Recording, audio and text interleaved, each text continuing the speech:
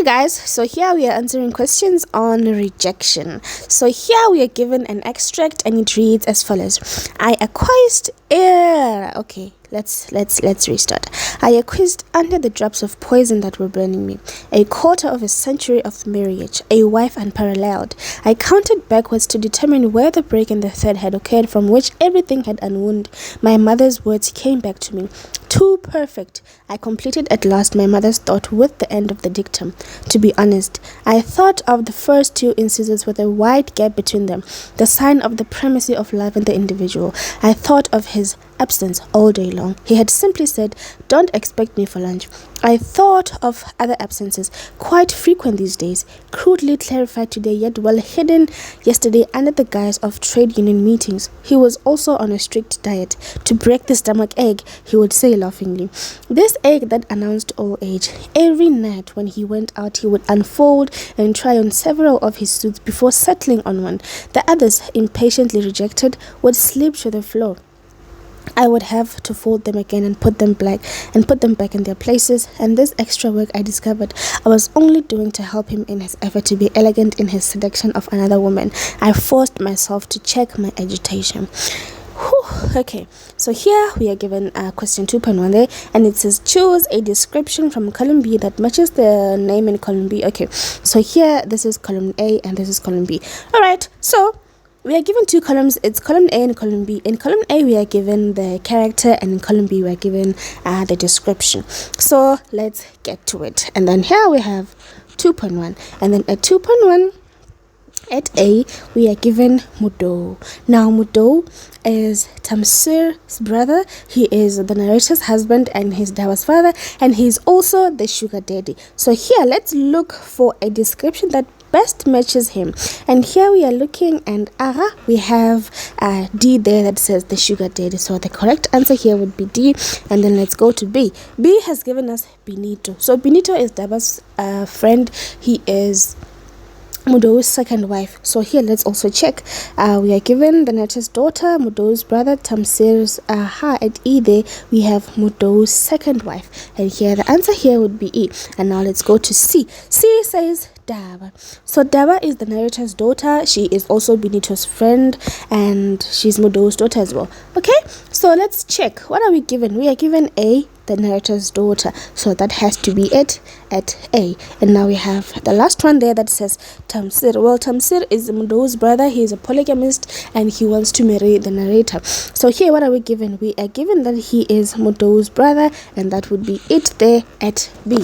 Okay, let's go to 2.2. 2.2 usually asks you to determine the setting. In most examinations you would be given question 2.2 that says describe the setting of the extract, or describe the setting of the story as a whole. You must know that whenever you're given a question that says describe the setting, you have to give the time and the place where the event occurs, right?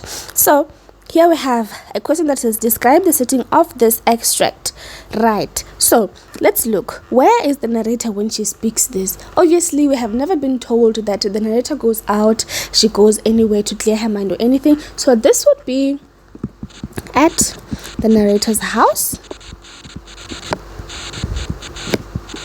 So this is at the narrator's house after she found out, or after she had been told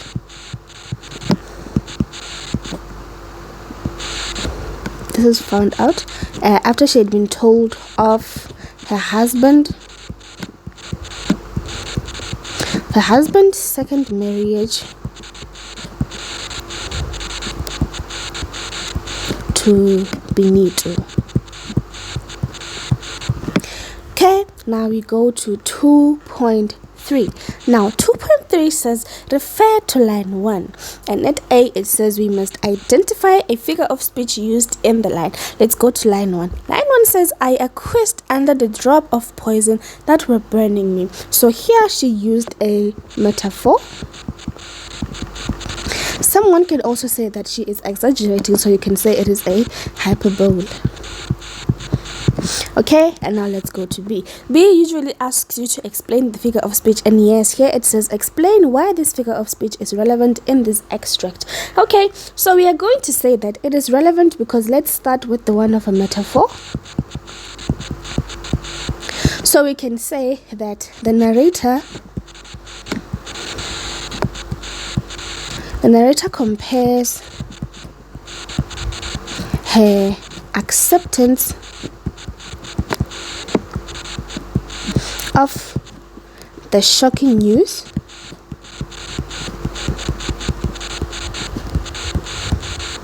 to a dripping poison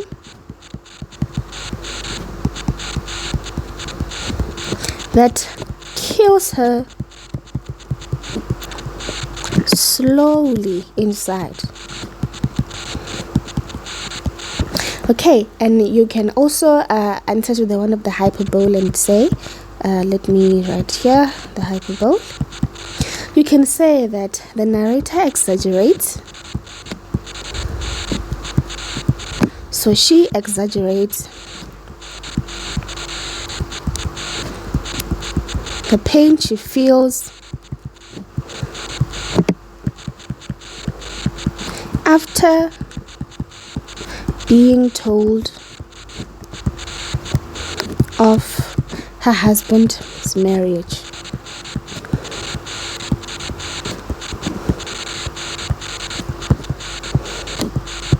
Okay, now let's go to 2.4. So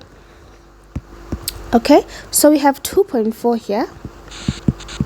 And it says, explain why the following statement is false. It says the narrator and Mudo have been married for 10 years. Okay, so since we know that the narrator has told us in the story that she and Mudo had been married for 25 years, we are now going to answer this one and say the narrator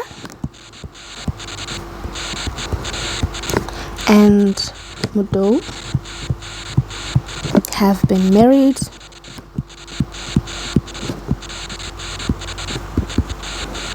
for 25 years. Okay, now let us continue to the next questions. Next question say, refer to lines 8 to 9. And at A it says, what tone would Mudo use in these lines? Okay, so let us go to lines 8 to 9. And it says here, he had simply... Okay, let's go to that line that they have. And so here it says that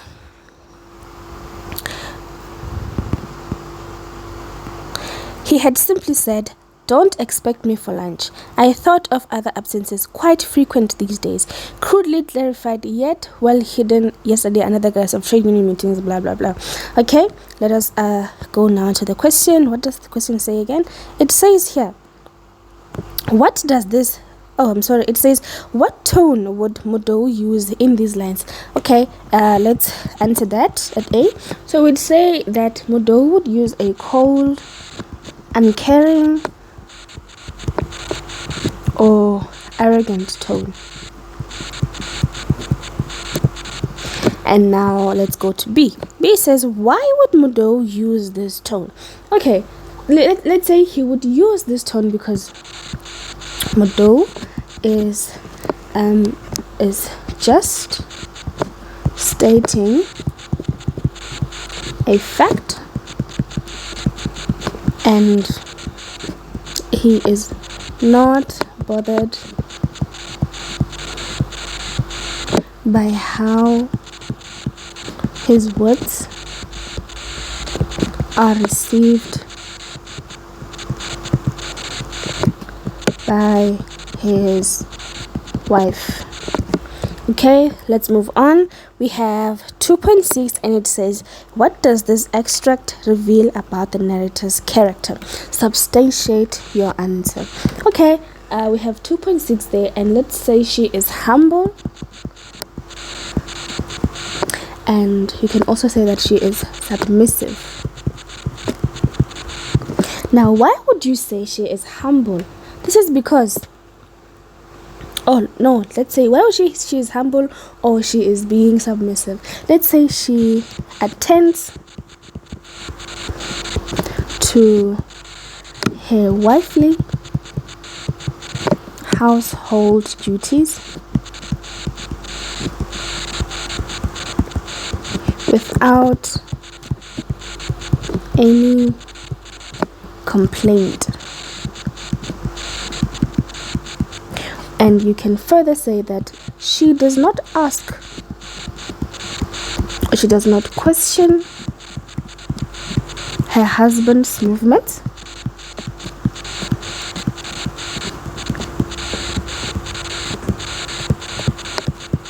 and instead lets him live freely. Okay, that's all for today. Thank you.